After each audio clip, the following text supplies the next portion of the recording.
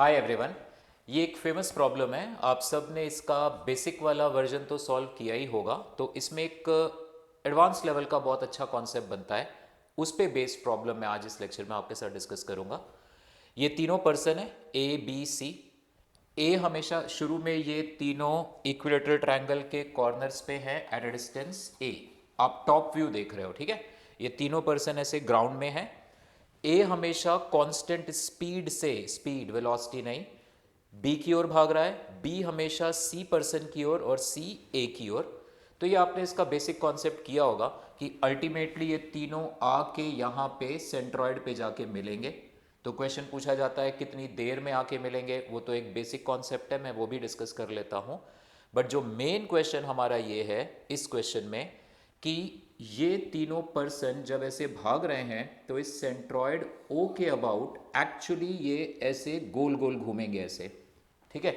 ये ए हमेशा बी को फॉलो करते हुए जा रहा होगा, बी सी को, सी ए को। जैसे मैं बेसिक वाला ही चीज़ आपको पहले समझाता हूँ। इस तरह से ये ट्रायंगल है, ठीक है।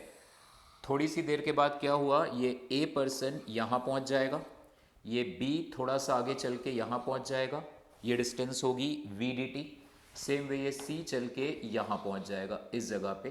तो इन तीनों की अगर आप ये नई पोजीशन को ज्वाइन करोगे तो ये फिर से इक्विलेटरल ट्रायंगल ही बनेगा।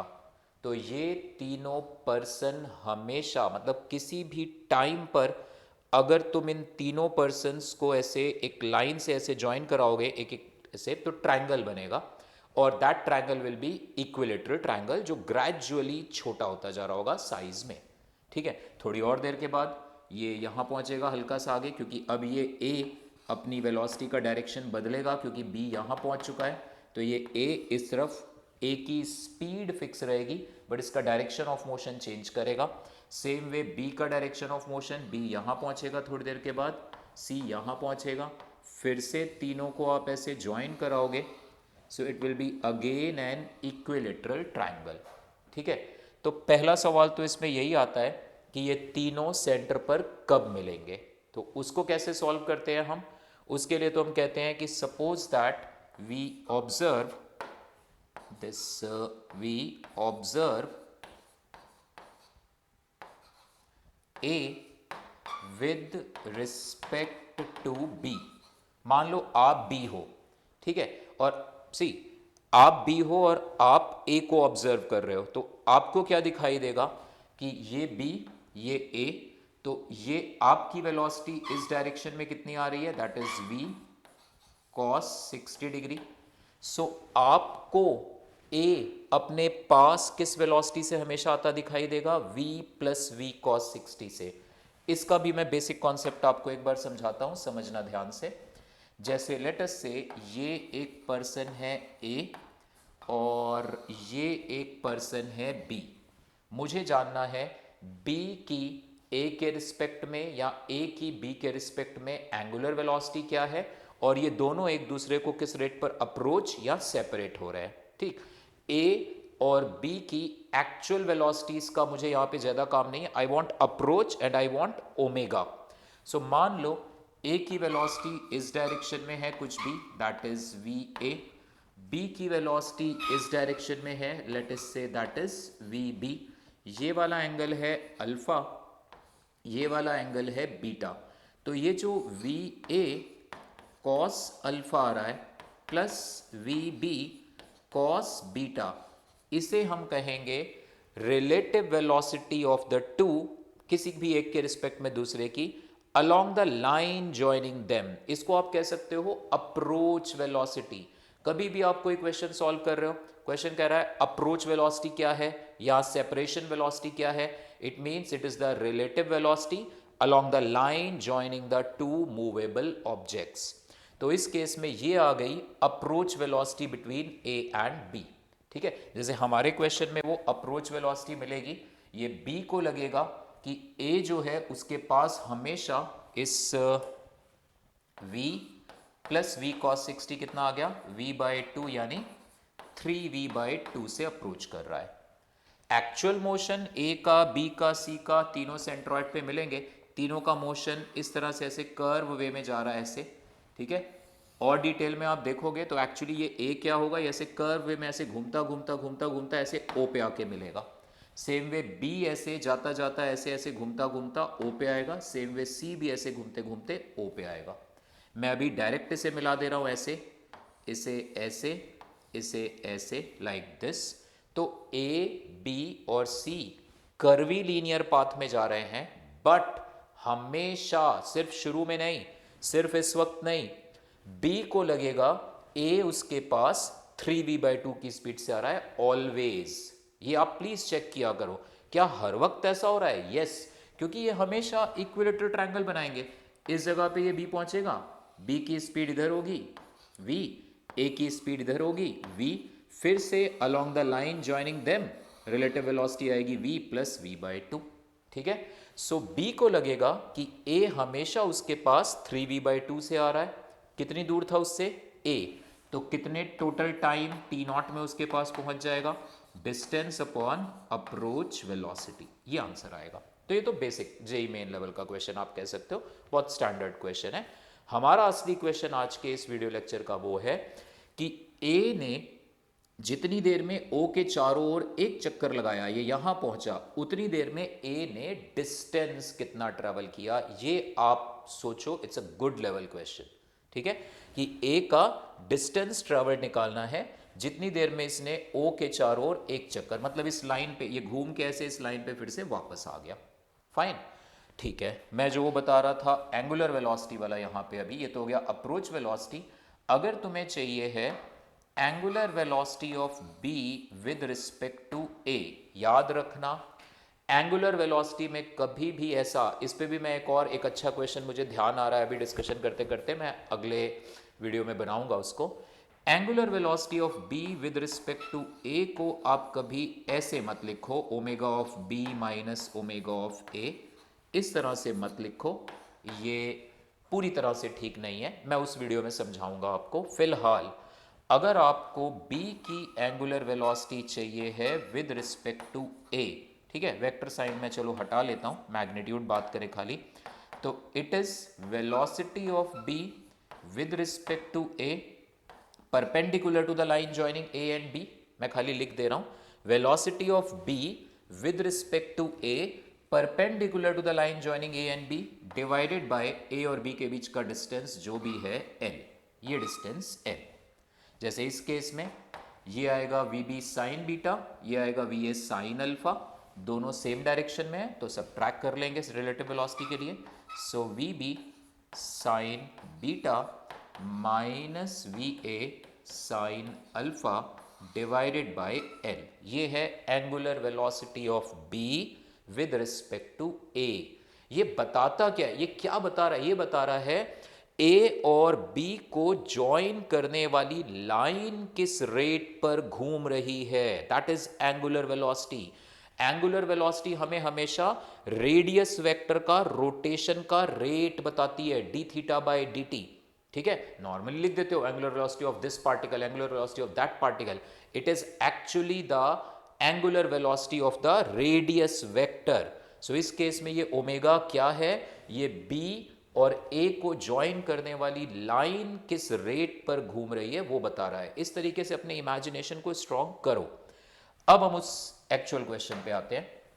तो एक्चुअल क्वेश्चन जो एडवांस लेवल का है वो ये रहा हमारे सामने।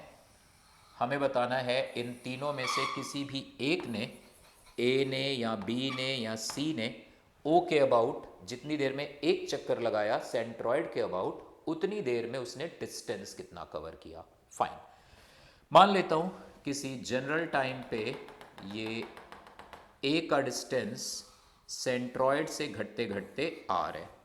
एज आई टोल्ड अर्लियर, ये तीनों हमेशा इक्विलेटरल ट्रायंगल ही बना रहे होंगे, ओ उसका सेंट्रॉइड रहेगा। तो ये एक जनरल मूवमेंट है, जब वो इक्विलेटरल ट्रायंगल घूमते घूमते इस तरह से किसी जनरल को, आप थोड़ा टेढ़ा बनाना है टेढ़ा बना दो, तो किसी भी टाइम पे वो इक्विलेटरल ट्रायंगल ऐसा था, ए का सेंट्रॉइड से डिस्टेंस आर था। शुरू वाला डिस्टेंस हम निकाल लेंगे आर नॉट। मैं मान के चलूंगा शुरू में जब वो ए लेंथ के इक्विलेटरल ट्रायंगल पे थे तीनों, तो ये डिस्टेंस आर नॉट था। फाइन, इस वक्त ये ऐसे जा रहा है, इसकी स्पीड हमेशा फिक्स है v, ये एंगल है 30 डिग्री। तो अगर मैं आपसे पूछूं कि ये ए ओ के पास किस रेट पर अप्रोच कर रहा है, फिर से वही कंसेप्ट आ रहा है, अप्रोच वेलोसिटी, तो आप लिखोगे दैट अप्रोच वेलोसिटी यानी d are by D t. Approach velocity को आप ऐसे लिख सकते हो, दो बंदों के बीच का डिस्टेंस अगर x है तो dx by D T is relative velocity along the line joining them. तो यहां पे D are by D T का मतलब है r के अलोंग o और a की relative velocity which is v cos 30। o तो फिक्स पॉइंट है, और क्योंकि r घट रहा है, क्योंकि ये v का कंपोनेंट ऐसे है, मतलब ये r कम हो रहा है, तो it is minus V cos 30 that is √3/2। तो इससे मैं इस पार्टिकल का सेंट्रॉइड से किसी भी टाइम पे डिस्टेंस बता सकता हूं। ये जेई मेन में क्वेश्चन या जेई एडवांस में भी ऐसा, जेई एडवांस में भी तो इजी क्वेश्चंस कुछ होते हैं, ऐसे आ सकता है क्वेश्चन कि बताइए टी टाइम के बाद ये तीनों पर्सन में से कोई भी सेंट्रॉइड से कितनी दूर है, तो यहां से आ जाएगा। यहां से आप लिखोगे D R is minus V √3/2 D T. Integrate कर दो लाइक दिस। शुरू में टाइम जीरो है तो सेपरेशन आर नॉट है, जो हम ढूंढ लेंगे बाद में। जनरल टाइम टी पे सेपरेशन आर है, तो ये आ गया R minus R not is minus V √3/2 into T. So R equal to R not minus V √3/2 T. ये अपने आप में एक छोटा सा क्वेश्चन बन गया कि इन तीनों में से किसी भी एक का सेंट्रॉइड से जनरल टाइम पे डिस्टेंस बताओ। So we can answer this. अब लॉजिक लगाओ, इनफैक्ट सोचो, तुम सोचो, मैं हिंट दे रहा हूं, हमें कहां पहुंचना है, एक चक्कर लगाना है इस पार्टिकल ने, ए ने सेंट्रॉइड के अबाउट एक चक्कर, यानी ये रेडियस वेक्टर आर को कितना घूमना है, 2 पाई। और मुझे पहले मैं टाइम ढूंढ लूंगा, क्योंकि एक बार मुझे एक चक्कर लगाने में टाइम मिल गया, स्पीड तो कांस्टेंट थी इसकी हमेशा, तो डिस्टेंस आएगा वी टी। भाई स्पीड तो कांस्टेंट है ना, डायरेक्शन खाली बदल रहा है। अगर तुम्हारी स्पीड हमेशा 80 किलोमीटर पर आ रहा है कार की, जैसे मर्जी जिगजैग पाथ पे जाओ, डिस्टेंस तो 80 इंटू टाइम ही आएगा। सो मुझे यहां पर अब किसी तरह से थीटा लाना है, तो now I am going to that angular velocity concept, यानी I want to know now कि ये आर वेक्टर किस रेट पर घूम रहा है। तो उसके लिए इस v का कंपोनेंट हम इधर लेंगे, that is v sin 30 that is v/2। So o के रिस्पेक्ट में a की एंगुलर वेलोसिटी जो आ रही है omega, that is v/2 divided by r। ये एंगुलर वेलोसिटी है। इस एंगुलर वेलोसिटी को तुम लिख सकते हो d theta by D T. जैसे अभी ये यहाँ पर है, हल्के से टाइम डी टी में ये यहाँ पहुँचेगा, ये रेडियस वेक्टर ऐसा हो जाएगा, तो ये एंगल है डी थीटा। ठीक है, ये डी थीटा बता रहा है डी टी टाइम में ओ को ए से ज्वाइन करने वाला रेडियस वेक्टर कितना रोटेट कर गया। इसी को मुझे पूरा 2 पाई करना है। ठीक, so D theta by D T कितना आ गया, D theta by D T आ गया v/2r। बस फिजिक्स हो गई। इसके बाद बस मैथ्स है। आर की वैल्यू हम ये रखेंगे वहाँ पे और इंटीग्रेशन करेंगे। थीटा पे लिमिट्स जाएंगी 0 से 2 पाई, टाइम पे लिमिट्स जाएंगी 0 से लेके जो भी जनरल टाइम जितनी देर में वो 2 पाई एंगल घूमा, वहाँ से हम टी निकाल लेंगे। आर नॉट हमें पता है, तो बस इसको सॉल्व करना है बेटे अब। So let us solve it. ये आ गया हमारे पास D theta by D T that is v divided by 2, R की वैल्यू डाल देते हैं, R not minus v √3/2 into T आ गया। सेम वेरिएबल सेम साइड करो, सो ये आ जाएगा D theta is equal to v/2 times D T upon R not minus v √3/2 T आ गया। ये 1/x dx इंटीग्रेशन बनेगा ln x। So R not minus v √3/2 T को मैंने कोई वेरिएबल x मान लिया, डिफ्रेंशिएट करो इसे, minus v √3/2 D T is equal to D X आ गया मेरे पास। तो ये इंटीग्रेशन क्या बन जाएगा, ये इंटीग्रेशन बन जाएगा D theta is equal to, यहाँ से डी थीटा ये वाली चीज़, ठीक है, D theta is equal to v/2। D T की value minus two by V root three D X, minus two by V root three D X upon X आ जाएगा। ये R not minus V root three by two को हम X लिख देंगे। So ये two और टू कैंसिल, वी और we cancel. So D theta कितना आ गया, डी थीटा आ गया minus one upon root three, this is D X upon X. Integrate करा दोनों side, integral D theta zero से टू पाई तक, ये आ जाएगा टू पाई, ये आ जाएगा minus one upon root three, one upon X D X आ जाएगा एल एन एक्स, एक्स की वैल्यू वापस मैं रख रहा हूँ R not minus V root three by two times T, ये आ गई वैल्यू। ये लिमिट्स हैं ज़ीरो से लेके टी तक, ठीक है।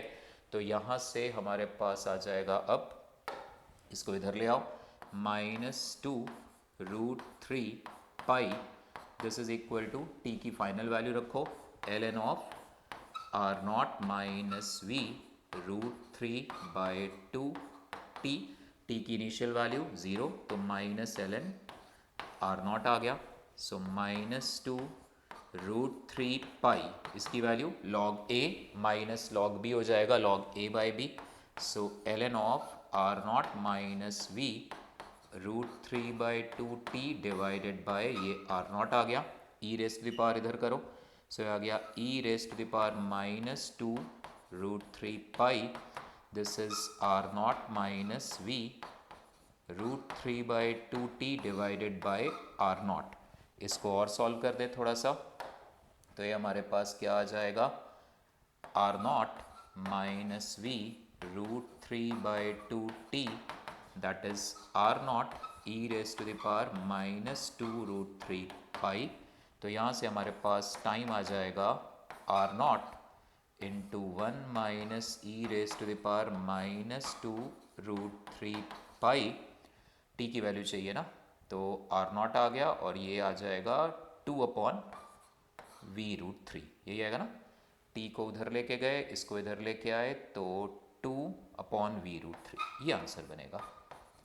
यहाँ पे आप ये आर नॉट को एलिमिनेट कर सकते हो यहाँ से, क्योंकि शुरू में वो जो था ना ऐसे ट्रायंगल था, शुरू में ये लेंथ ए थी, ये सेंट्रॉइड था, this distance was R naught, ये angle 30 degree, so cos of 30 degree was a by 2 divided by r naught, so r naught की जगह कितना आ जाएगा, a by रूट थ्री आ जाएगा। सो r naught की जगह आप a by रूट थ्री लिख दो, तो ये आंसर फाइनल बन जाएगा 2a by 3v, v की वैल्यू आ जाएगी और 1 minus E raise to the power minus two root three pi, this is the answer, ठीक है। तो बहुत आराम से आप सोचो, फंडामेंटल, मैं बार बार रिपीट कर रहा हूँ, जेई एडवांस में अगर आपके फंडामेंटल्स क्लियर हैं, कैसे हमने वो अप्रोच वेलोसिटी का कॉन्सेप्ट और कैसे ओमेगा को यूज़ किया, थीटा को इंट्रोड्यूस किया और फिर वो टू पाई, क्योंकि दिमाग में आना चाहिए अच्छा टू पाई एंगल मतलब कहीं ना कहीं एंगल का यूज़ आ रहा है, सो उन लाइंस पर सोचो, आंसर आएंगे, ठीक है। अगले वीडियो में ऐसे ही कोई और अच्छा क्वेश्चन हम डिस्कस करेंगे।